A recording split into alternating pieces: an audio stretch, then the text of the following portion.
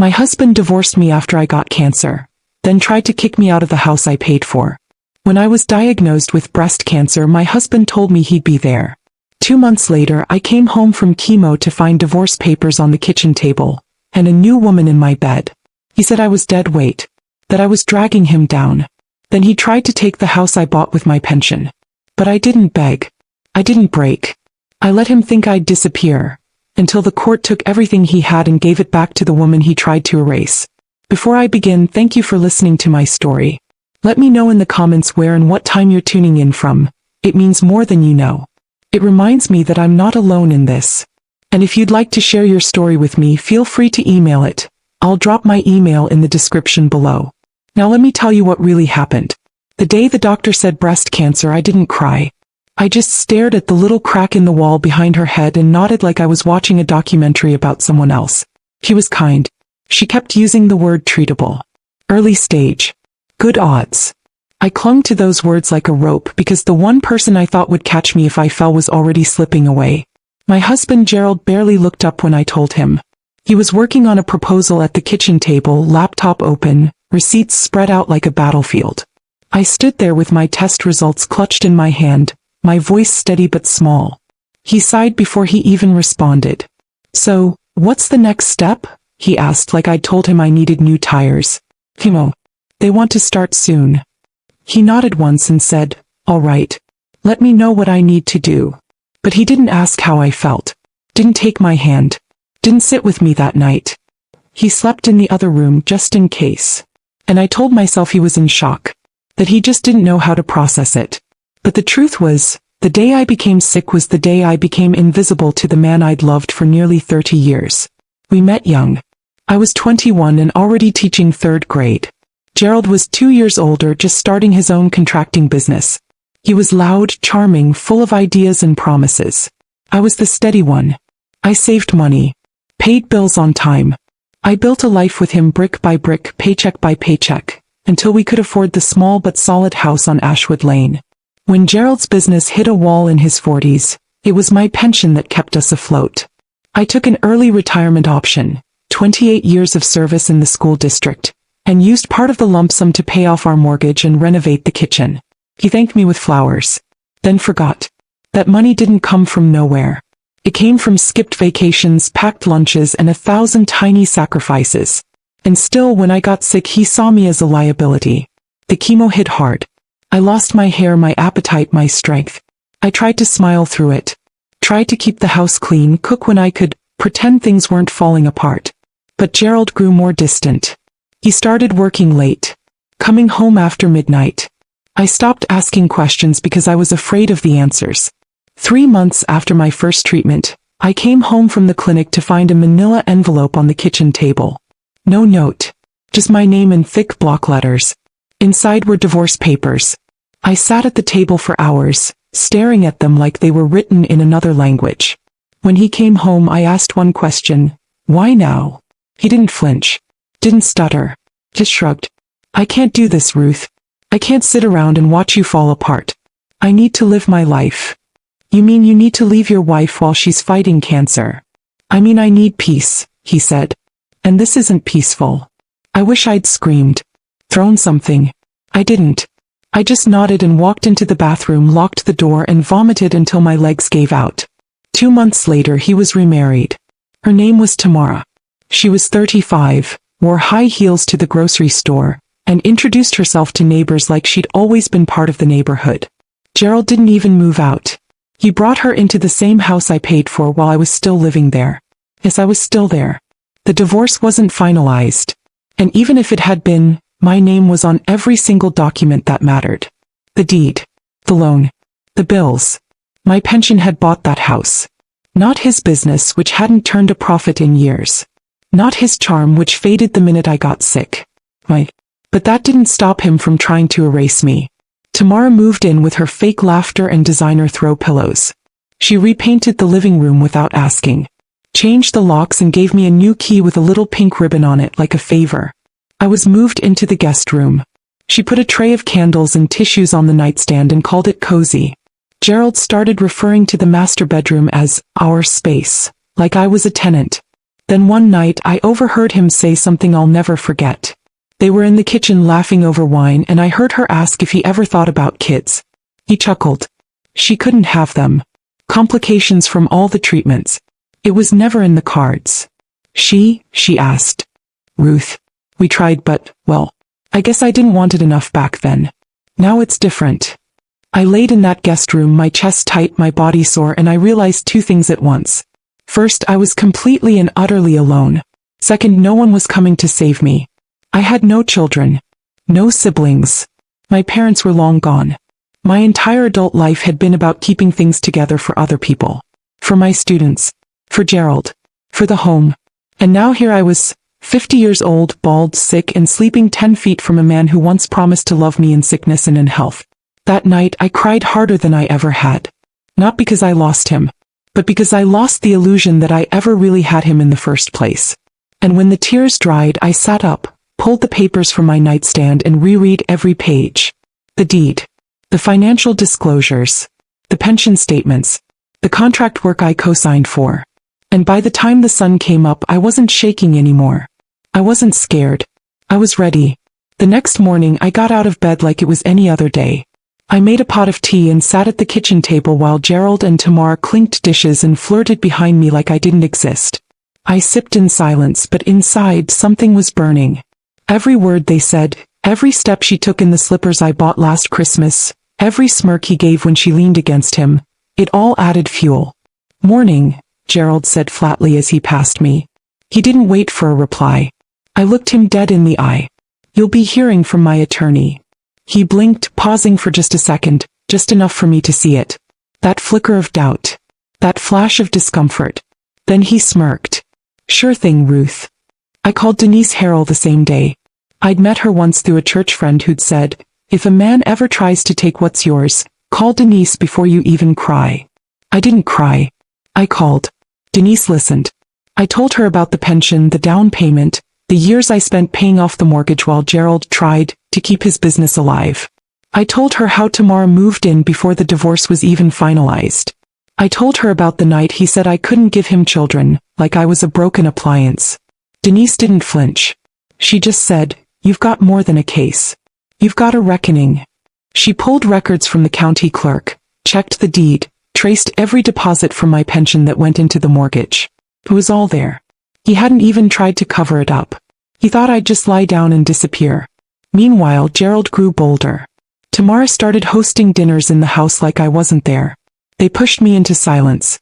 Whenever I tried to speak, Gerald would say, don't start, Ruth. You know you're not well. You're right, I said one night. I'm sick. But not stupid. That same week, Tamara removed the last photo of me and Gerald from the hallway wall and replaced it with a watercolor of Paris. I'd never been to Paris. I'd always wanted to go. I paid for that wall. That frame. That house. And they treated me like a ghost. Nurse Evelyn, who'd been assigned to help monitor me through chemo recovery, started coming more often. She'd known Gerald and Tamara from the neighborhood and never liked them. Quietly, she began documenting everything she saw. How Tamara would ignore me during meals, how Gerald would speak about me like I wasn't present, how I was slowly being pushed into a corner of my own home. You should record this, Evelyn said one afternoon while Gerald berated me for leaving dishes in the sink. Every word. Every look. Every time they try to make you feel like you're a guest in your own house. I started writing things down. Dates. Times. Quotes. And I gave them to Denise, who smiled like someone who already knew how this would end. We filed a motion to freeze the property title so Gerald couldn't sell or refinance it out from under me. We attached pension receipts. We added Nurse Evelyn's signed statement. We filed a separate petition for financial abuse and emotional cruelty, citing abandonment during a medical crisis. Gerald found out 2 days later when a real estate agent called and told him the house was legally blocked from any transfer. I was in the living room when it happened. He stormed in waving his phone. What the hell did you do? I looked up calmly. Protected what I paid for. You don't own this house. I do, I said. And soon a judge will make sure you remember that. He turned to Tamara, fuming. She's bluffing. But Tamara didn't look so sure. From that moment on, the mood in the house shifted. Gerald grew meaner, more impatient. Tamara got quieter and I caught her watching me when she thought I wasn't looking. The woman who once smiled at me like I was an old couch now eyed me like I was the balm under the floorboards. One night while I was sitting in the guest room wrapping my hair in a scarf, Gerald knocked once and walked in. "You want a war, Ruth?" he asked. I turned and met his eyes. "No. I want peace. And I'll get it, with or without you in the house." He stared at me for a long time then left without another word. The next day Tamara moved some of her things out. Not all, but enough for me to notice. I didn't celebrate. I didn't smirk. I just went into the master bedroom for the first time in months. I stood in the center of the room and looked at the walls. The paint color hadn't changed, but the air felt different. I opened the closet. Half empty. Good. Evelyn came by the next morning and helped me reorganize my medications. She noticed the tension was lower, the volume turned down on whatever performance Gerald and Tamara had been running. I told her about the court dates Denise had secured. I told her Gerald hadn't spoken to me in 3 days. She nodded. "That's the sound of fear, Ruth. It's quiet." I smiled, because for the first time in a long time the silence felt like mine. The court date was set. 3 weeks.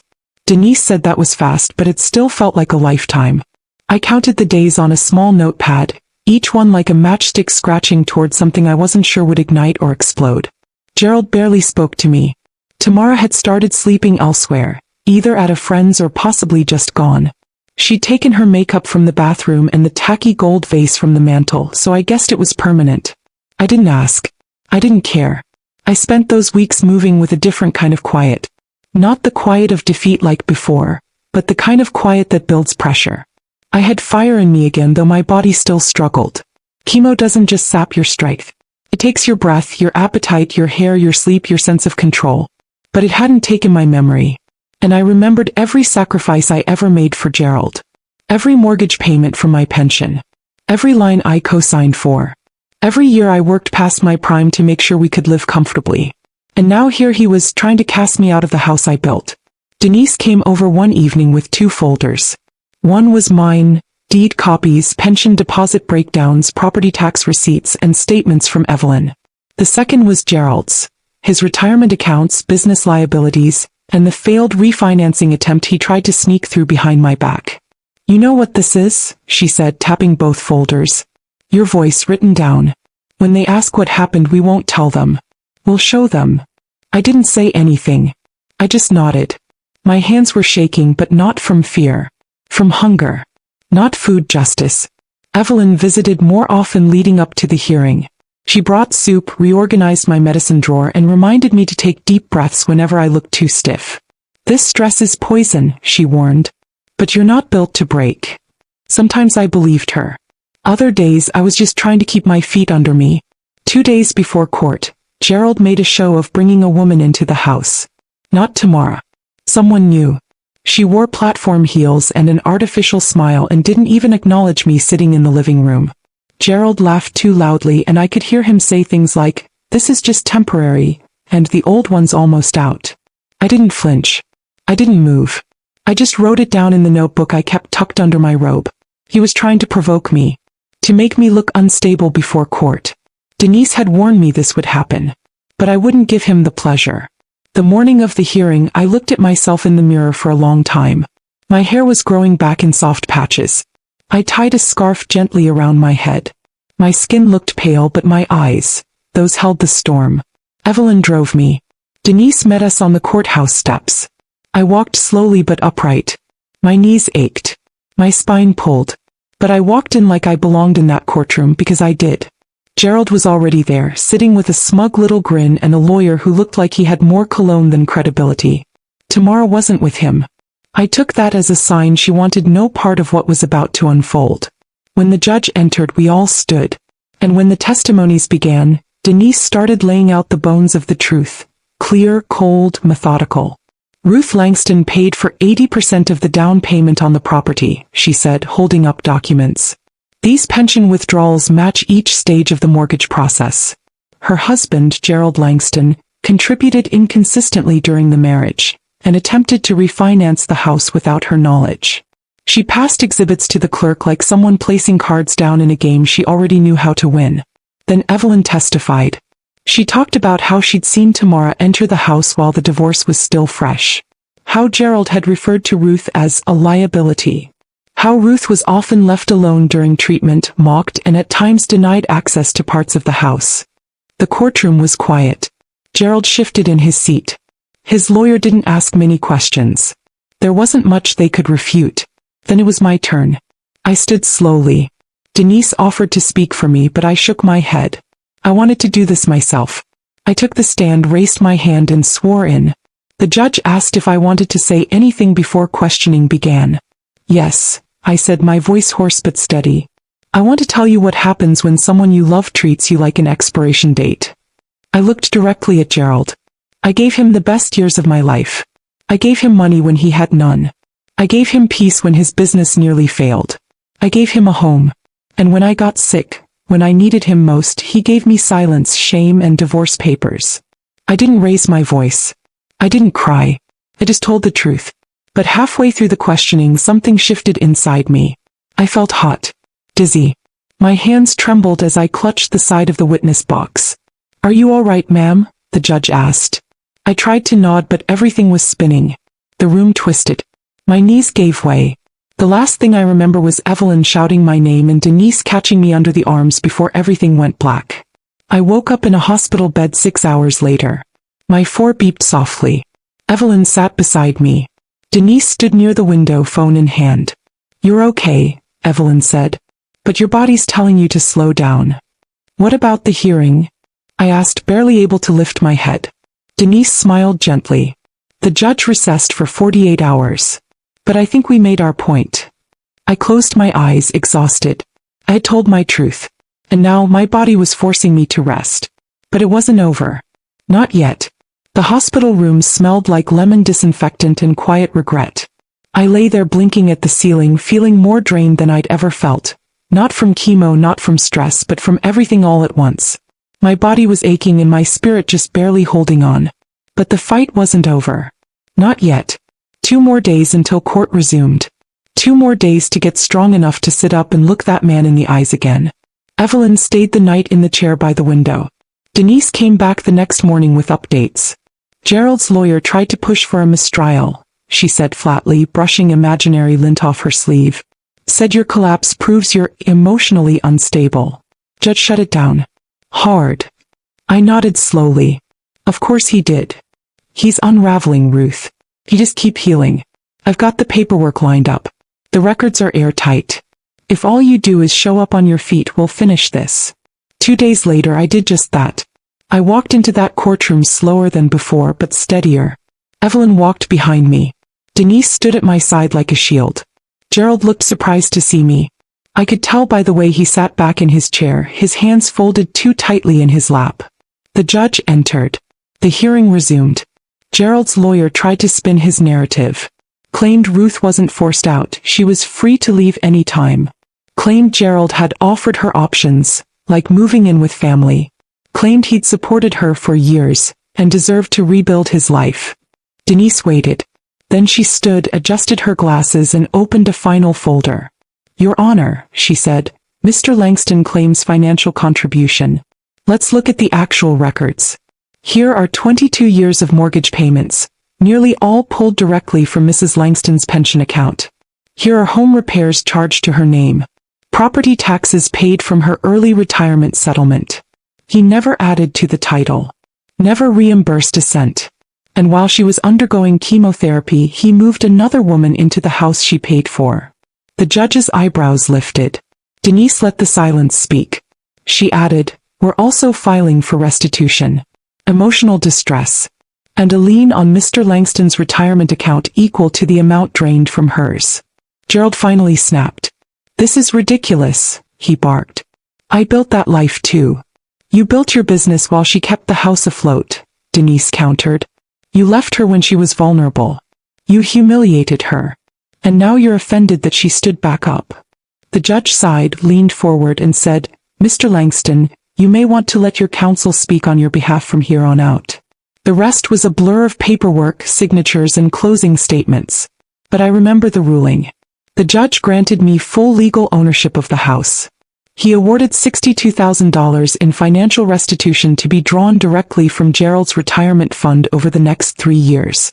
He cited unconscionable conduct during a medical crisis, and added, "This court recognizes not only the financial abuse, but the emotional cruelty inflicted upon the plaintiff during one of the most vulnerable chapters of her life." I didn't smile. I didn't cry. I just sat there, still and silent, while Gerald turned pale and his lawyer whispered something about an appeal he wouldn't be able to afford. Tamara wasn't in court that day, but she was gone from the house the next morning. All her perfume bottles, her framed Paris prints, her designer throw pillows, all of it vanished like a passing storm that left only wreckage behind. Gerald stayed behind for 2 more days.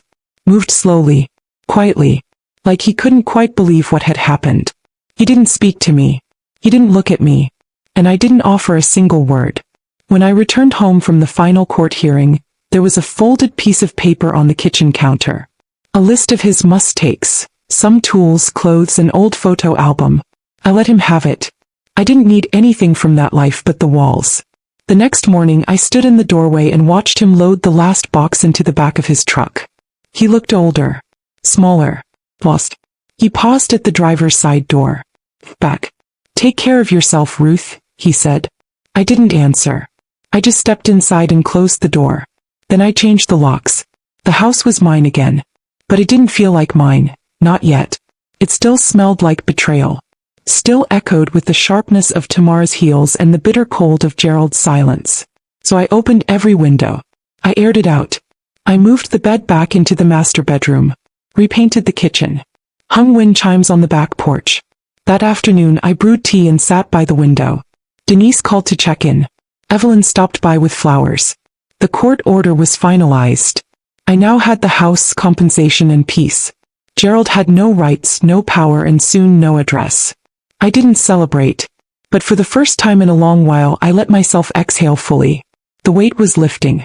I was tired, yes, but I was still standing. The next 2 weeks moved slowly, like thick syrup sliding down the side of a glass. I was recovering from everything at once. Radiation, stress, court, betrayal. But even in the fatigue something had changed. For the first time in nearly a year I woke up without dread sitting on my chest. The house was finally quiet in the right way. No more Gerald pacing down the hallway barking into his phone. No more Tamara's perfumes choking the air. No more cold silences over dinner, or the sound of a front door slamming after another one of their date nights. It was just me. Me and the old wooden floors I once paid to refinish. Me and the roof I patched with my pension. Me and the walls that heard everything and still stood. I spent my mornings by the kitchen window. The same window I used to clean while watching Gerald mow the lawn and wave at neighbors like he was someone's idea of a decent man. I sipped tea and looked at the trees, remembering the woman I used to be before cancer, before betrayal. She was still there. Bruised. But breathing. Evelyn stopped by with soup and a new potted plant. Denise called to confirm the court transfer had been recorded. "The house is legally yours now, Ruth. No appeals. No loopholes. It's done." I didn't know what to say. So I just whispered, "Thank you," and sat with it. But Gerald wasn't done. 3 days later his name flashed on my phone screen. I stared at it for nearly a minute before declining the call. Then he tried again the next day. And the next. I didn't answer until the 5th attempt. Curiosity got the better of me and part of me wanted to hear how low he'd go. "Ruth," he said when I finally picked up, I needed to talk to you." I didn't speak. I'm not calling to fight. I know what I did. I know I messed up. So I said nothing. "I lost everything," he said, his voice cracking a little. "Tamara's gone. Business is not doing great. I've been staying in a friend's spare room. Just, everything's falling apart." I let the silence stretch because I wanted him to sit in it. To hear what abandonment sounds like on the other end. "I've been thinking about you," he continued. "About us. About the years. Maybe if we could talk like adults. Maybe even," he hesitated, "start over." I closed my eyes. Not out of emotion but because the audacity felt loud. "Start over." I repeated softly. "If you wanted. I mean, we had good times, didn't we? Maybe you and I could meet for dinner. Just talk." And there was that same voice that once said he needed peace. That same man who once called me dead weight. now asking to sit at my table again, like I hadn't fought for every square foot of that house while he tried to replace me with someone younger and louder and shinier. No, I said. Come, final. Ruth, please. You left me when I was sick, Gerald. You abandoned me at the moment I needed someone the most. And now that you're the one left out in the cold, you think we're even. I just want to fix things. You can't fix what you broke on purpose. There was silence on his end. I imagined him sitting on the edge of someone else's bed, holding a phone he could no longer use to control anything. You said I was a burden, I said. Now you get to carry that title for a while. And I hung up. I didn't cry. I didn't feel triumphant either. Just clean. The kind of clean that comes after a storm clears and all you can hear is your own breath. That weekend I opened every window again and let the wind move through the house like it was rewriting the air. I spent a day in the garden. Evelyn helped me prune the roses that Tamara once called too old-fashioned. I bought new sheets, painted the guest room, and finally took the last of Gerald's things to the curb. I didn't burn them. I didn't slash or smash anything. I just let the garbage collectors carry it all away like any other kind of waste. A few days later, I got a letter from the utility company addressed to Gerald. Unpaid bills forwarded from his new address. I didn't open it. Just scrawled "return to sender" and dropped it in the mailbox. I didn't owe him understanding anymore. I didn't owe him my time. With the money I was awarded from the court, I replaced the old refrigerator, paid off my small car loan, and donated to a local organization that helps single women facing eviction after divorce. The director hugged me when I brought in the check. She didn't ask for my story, but I told it anyway. You'd be amazed, she said, how many women come in here with cancer in their body and a man who treated them like the disease. I smiled. Then make sure this helps the next one. It rained the next morning. I watched the drops slide down the windows from my recliner. The house was warm, safe, and even though my body was still healing and I had scars I didn't ask for, I felt something else return. Not peace. Not yet. But possibility. The kind that only comes after you've been broken, stitched together again, and realized your reflection still belongs to you. Spring came slowly that year, like the earth was learning how to breathe again, just like me. The garden began to bloom in shades of deep pink and soft lavender, the same colors I used to braid into my hair when I was younger. Now that hair was starting to grow back, short and stubborn like the woman I'd become. The house felt different now. Not haunted. Not hollow. But healed. My scent had returned to the walls. My quiet, my rhythm, my little routines. I lit candles in the evening, played old soul music as I cooked, and danced in the kitchen some nights when no one was watching, because I could. My strength was still coming back, but I was upright. Walking. Cleaning. Breathing without pain. And most importantly, living on my terms. A few neighbors who had seen Gerald come and go for years finally started talking again. One of them brought over banana bread and said, "We weren't sure what happened, but we're glad you're still here." I just smiled and said thank you. I didn't need them to know the full story. The house spoke for itself. One morning, Evelyn dropped by to bring me groceries and sit for tea. We sat on the back porch, the sun brushing the top of the fence as we sipped quietly. "You look good," she said. "I feel you're real," I replied. "Not better." "No, not yet. But real is enough for now." She nodded. "He called again last week.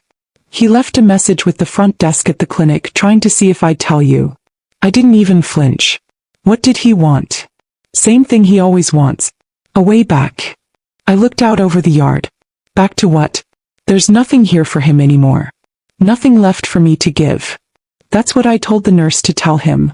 We clinked our mugs like glasses and she smiled. That night, after Evelyn left, I stood in my kitchen for a long time. The stove clicked quietly, warming up my tea. The fridge hummed. I could hear the wind chimes out back. It was all so still but not empty. It was mine. Then my phone rang. Blocked number. I knew who it was before I even picked it up. I let it ring. Let it fill the room with its sharp, pathetic sound. And when I finally answered, I said nothing. "Ruth." His voice came through, small and strained. "I didn't think you'd answer. So I didn't speak. I've been thinking about everything. About what we had. About what I lost. I know I did wrong. I know I left when I should have stayed. But I miss you. I miss us." "There is no us," I said calmly. "I was scared, Ruth. I didn't know how to handle your illness. But I thought I couldn't be what you needed. No, I said. You just didn't want to be. He was quiet on the other end. I let him sit in it. I can make things right, he tried again. Maybe if we talk, if we meet. I cut him off. You let another woman sleep in the bed I made. You watched me cry from the guest room while you told her about the children I could never give you. You called me a burden. A weight. Then you tried to take the very house I built with my life savings. And now you want to come back. I've changed, he said weakly. You have to believe that. I didn't raise my voice. I didn't curse. I just said the one thing I'd held for months. I survived breast cancer, Gerald. But I had to survive you first. Then I hung up. Not angrily. Just finally. And I stood in the kitchen, letting the silence settle like fresh snow. That weekend I bought myself new bedsheets. Not out of need, but because I wanted the kind with soft lilac stitching. Something that felt like a reward. I cooked a full breakfast for myself on Sunday morning and sat by the window as the sun rose through the curtains. I didn't think about him. I didn't wonder where he was staying now, or who else he might be trying to charm.